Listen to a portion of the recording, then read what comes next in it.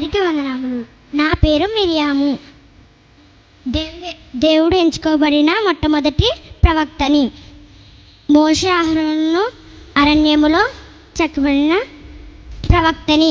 ఇశ్రాయేలు యందు నిలబడిన ప్రవక్తని. Thank you.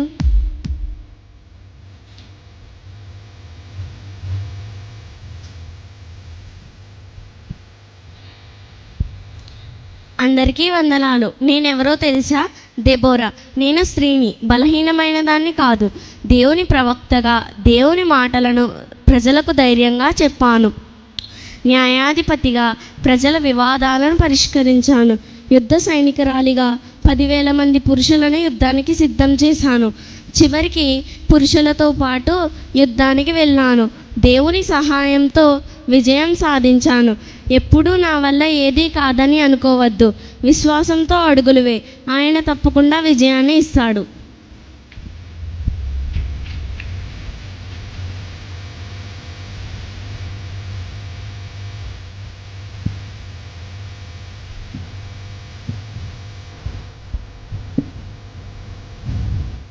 అందరికీ వందనాలు.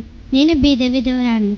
ప్రజల దృష్టిలో ఎన్నిక లేని బీద విధవరాలిని, ఒంటరి దానిని. ఏది ఏమైనా దేవుని కొరకు ఉపయోగపడాలని అనుకున్నాను.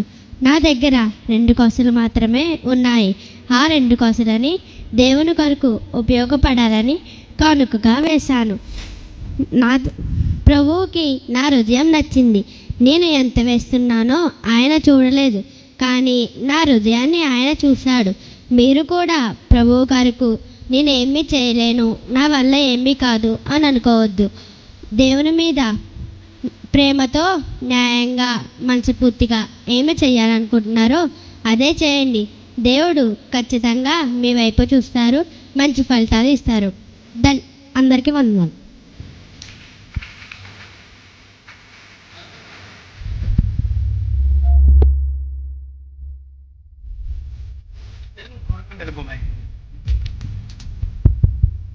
అందరికీ వందనాలు. నా పేరు హన్న. నాకు సంతానం లేదని నా చుట్టూ ఉన్న వాళ్ళు నన్ను చాలా బాధ పెట్టారు. పిల్లలు లేదనే బాధ ఒకవైపు, ఆ విషయంపై ఎదురయ్యే అవమానాలు మరొక వైపు. భరించలేని బాధతో దేవుని సన్నిధికి ప్రార్థించడానికి వెళ్ళాను. నా బాధ నా చుట్టూ ఉన్న వారు ఎవరికి అర్థం కాలేదు, కానీ నా తండ్రి అయిన దేవునికి అర్థమైంది. నాకు ఒక గర్భఫలాన్ని ఇచ్చారు. ఆ బిడ్డను పాలు విడిచేంత వరకు నా దగ్గర ఉంచుకొని మనస్ఫూర్తిగా దేవుని సేవలో సన్నిధికి అప్పగించాను. ఆయనే సమూయేలు. దేవుని పనిలో బలంగా వాడబడిన వారు. దేవునికే మహిమ కలుగును గాక. మీరు కూడా మీ పిల్లలను దేవునికి మహిమకరంగా పెంచడం మీ బాధ్యత అని గ్రహించగలరు. ధన్యవాదం.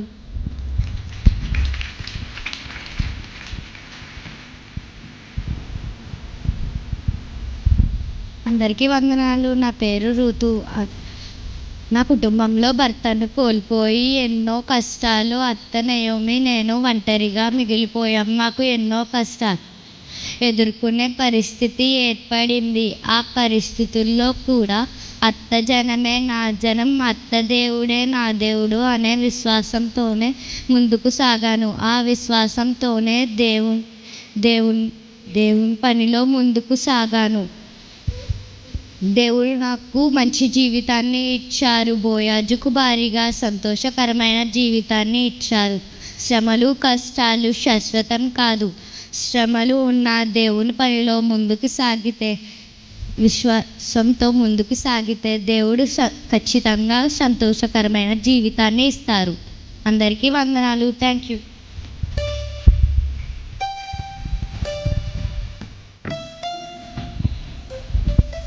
అందరికీ వందనాలు. నా పేరు యోసేపు. నాకు 11 మంది సహోదరులు ఉన్నారు. వాళ్ళందరికంటే మా నాన్నకు నేనంటే ఎంతో ఇష్టం.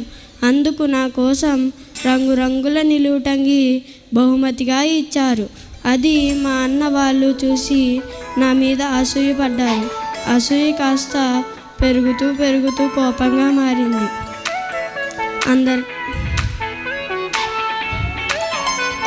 ఎన్నో బాధలు, నిందలు, అవమానాలు ఒంటరిగా భరించాను.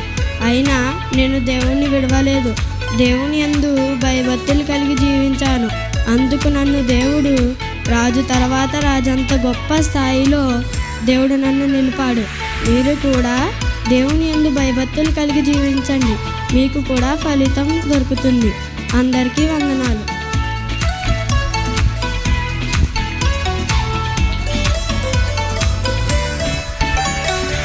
నా పేరు ప్రిస్కిల్లా. మేము డేరాలు కుట్టే వృత్తి గలవారు. ఇంకా సువార్త నిమిత్తం ప్రయాసపడుతున్న సేవకులకు సహకారులుగా మా ఇంట చేర్చుకునేవారం. నా భర్త అకుల్లాకి భౌతికంగాను ఆత్మీయంగాను సాటి అయిన సహకారిగా నేను ఉన్నాను. అందుకని మీరు చేస్తున్న పని న్యాయమైనది కాబట్టి ఇష్టంగా చేస్తే ఎప్పటికీ కష్టం అనిపించదు. అందరికీ వందనం.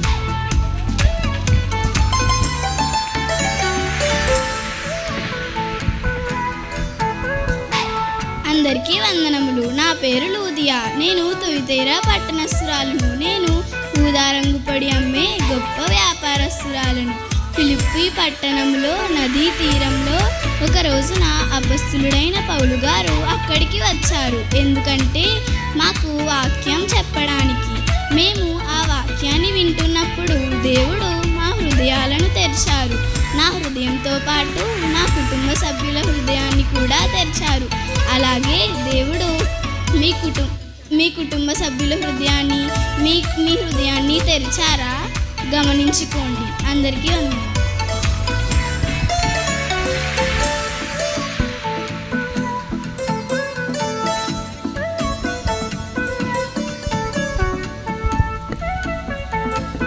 అందరికీ వందనములు. నేను రిబ్కా. దేవుని కృప వలన ఇస్సాకుకు భార్యను అయ్యాను. నా పేరు ఫీబే.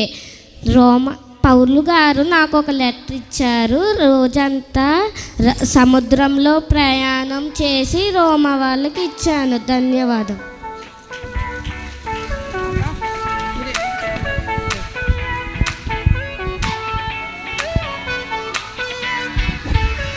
చూశారు కదండి, పిల్లలు ఒక అద్భుతమైన దైవికమైన క్యారెక్టర్స్ ఆ దుస్తుల్లో, ఆ కాస్ట్యూమ్స్లో మీ ముందుకు కనిపించి ఆ క్యారెక్టర్ యొక్క ఉద్దేశాన్ని మీ ముందు ఎందుకు చెప్పేలాగా మేము వాళ్ళని సాధన చేయించి మీ ముందుకు నిలబెట్టామంటే, ఒక్కొక్క క్యారెక్టర్ని చూసినప్పుడు ఆ భక్తుల యొక్క జీవిత సౌందర్యం మనకు అర్థమవుతుంది.